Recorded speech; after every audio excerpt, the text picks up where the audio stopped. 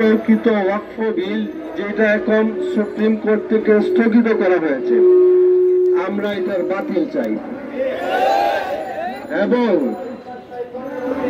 যেই মধ্যপ্রাচ্যে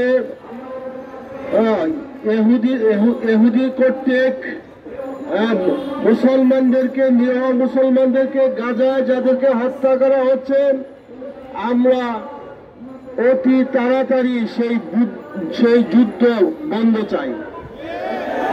তৃতীয় কথা হল, বাংলাদেশে মাননীয় প্রধান উপদেষ্টা 11টি সংস্কার কমিশন গঠন করা হয়েছে। বাকি 10টার ব্যাপারে মানুষ রাস্তায় নামতে হয় নাই।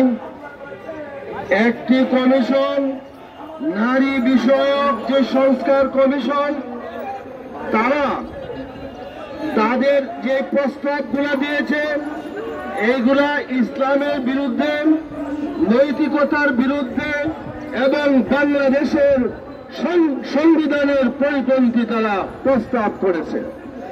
সুতরাং খেলাফত মজলিসের বক্তব্য, এই বিতর্কিত নারী বিষয়ক এই যে প্রতিবেদন, এইটা পূর্ণটাই বাতিল করতে হবে।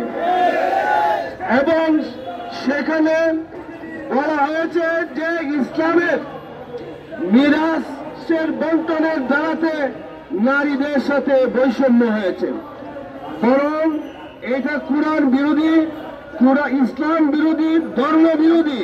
কোরআন বৈষম্য করে নাই, এটা আমরা বক্তব্য বিভিন্ন জায়গায় দিয়েছি। দ্বিতীয় কথা, তারা বলেছে মোদ্দা কথা যে নারী শ্রমিক, জনকর্মীদেরকে শ্রমিকের মর্যাদা দিতে হবে। এটা মূলত নারীদেরকে লজ্জিত করা হয়েছে, অপমানিত করা হয়েছে। গোটা নারী জাতির জন্য এটা একটা লজ্জাস্কর প্রস্তাব তারা দিয়েছে। কারণ জনকর্মীদেরকে পুনর্বাসন চাই আমরা, তাদেরকে ভালোভাবে বাঁচতে সুযোগ দিতে হবে রাষ্ট্রের। কিন্তু জনকর্মকে আপনি একটা ইন্ডাস্ট্রি বানিয়ে এইটাকে উৎসাহিত করবেন, তাদের শ্রম মর্যাদা দিবেন, এটা কোনো নারীদের জন্য হইতে পারে না।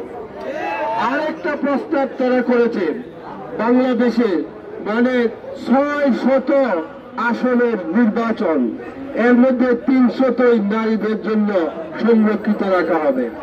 এইগুলা এই সমস্ত অবাস্তব। আরো অনেক প্রস্তাব রয়েছে যেগুলো তাদের এখতিয়ার বহির্ভূত।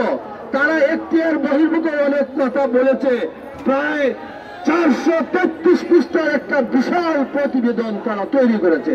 এজন্য খেলাফত মজলিস মনে করে দেশের স্বার্থে, জনগণের স্বার্থে, ইসলামের স্বার্থে, নারীদের স্বার্থে এই প্রতিবেদন বাতিল করতে হবে, এই কমিশন সম্পূর্ণ প্রত্যাহার করতে হবে।